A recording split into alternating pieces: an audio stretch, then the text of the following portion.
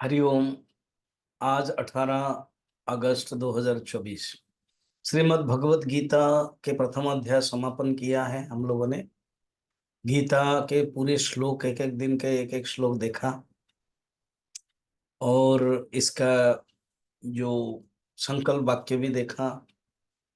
एक दिन हम लोगों ने ये देखा कि गीता के स्वरूप वर्णन क्या है, महिमा वर्णन क्या है, और एक दिन कल कहानी देखा। आज इसके अंदर जो फिलोसॉफिकल है, जो सिंबल है, जो हमारे अंदर घटक तत्व है, वो देखना है आज। पहला ही श्लोक है धर्म क्षेत्र कुरुक्षेत्र। ये कुरुक्षेत्र जो धर्म क्षेत्र, उसमें युद्ध हुआ था। ये शरीर ही कुरुक्षेत्र है।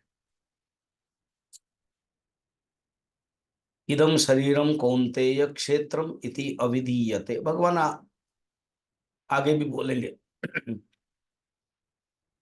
कि यह शरीर ही इस क्षेत्र है। इसमें युद्ध चल रहा है, महाभारत के युद्ध। युद्ध में दो सैन्य हैं। तो ये जो महाभारत युद्ध है वो हमारा मन ही है। मन के अंदर ही युद्ध चल रहा है। मन के अंदर ही दो गुण हैं, एक अच्छा गुण है और एक बुरा गुण है। आप देखना, मनुष्य के मन में अच्छे गुण कम होते हैं, इसलिए पांडव, तो जो पांडव है वो अच्छे गुण का प्रतीक है, वर्च्यूज का प्रतीक है, गुड वैल्यूज का प्रतीक है। मन जब शांत रहता है ना, जब आपका मन शांत है, स्थिर है, स्टिलनेस है, जानना कि युधिष्ठिर है। ओ देखिए,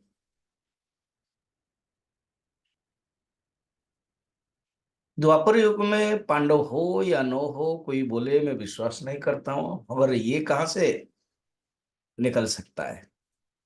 ये मन के अंदर जो महाभारत चल रहा है, मन के अंदर जो युद्ध चल रहा है, मन के अंदर जो पांडव और कौरव है, ये कोई नकार नहीं सकता है। जैसे नास्तिक कहता है कि मैं भगवान को विश्वास नहीं करता हूं, तो भी नास्तिक के चेतनता के कारण ही तो भगवान को विश्वास नहीं करता। तो चेतन कौन है? वही चेतन ही परमात्मा भगवान है। तो आइए, मन जब शांत और स्थिर रहता हो, युधिष्ठिर है। और जब मन, ये जो भीम कौन है? पवन के पुत्र है। पवन क्या होता है? प्राण शक्ति, द वाइटल एनर्जी, जो कंट्रोल है। The control of the mind is a Bhim. कुछ कम बात नहीं है अगर हमारे जीवन में कोई कंट्रोल ना हो। प्राण कंट्रोल, प्राणायाम इसलिए कहते हैं, प्राण वीक्षणम कहते हैं उपदेश सार में रमण महर्षि। प्राण के बारे में है, चित्त वृत्ति, प्राण निरोध कहते हैं योग वशिष्ठ में। तो ये है भीमसेन है। अर्जुन है, सरल है, संस्कृत बुद्धि है, चित्त बुद्धि है। जो संस्कृत बुद्धि है, जो सरल है, वो अर्जुन है। और देखिए, ये तीन कुंती के पुत्र है। कुंती का अर्थ है जिसका मन बहुत शुद्ध है। कुंत माने सर का अग्रभाग को बोलते हैं कुंत। अर्थात जीव वही है जिसका लक्ष्य केवल परमात्मा में है, वो कुंती। व्यवहारिक दृष्टि से भी कुंती के जो मन है वो भगवान में ही था।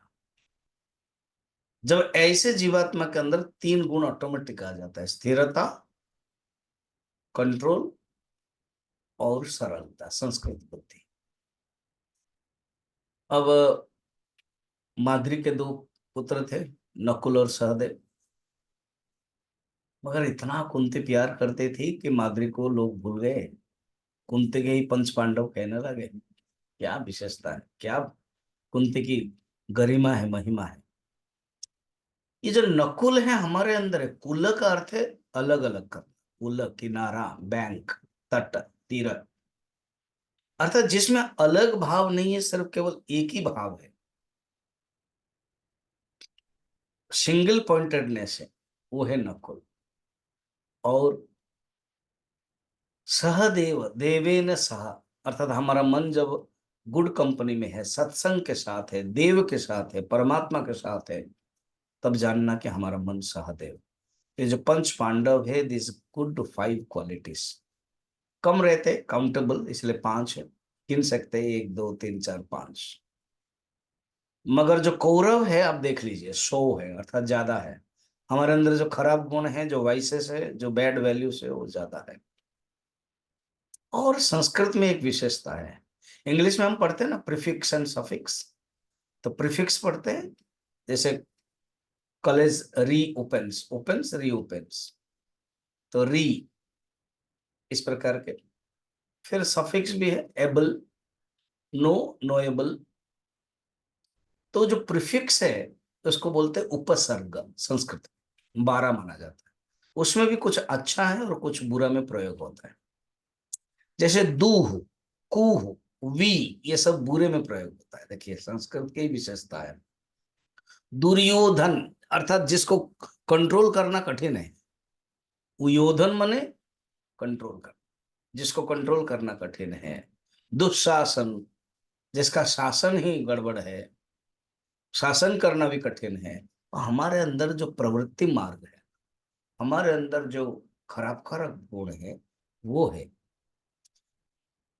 दुर्योधन काम का प्रतीक है, और ये काम कहां से आता है ना, अंधेपन से।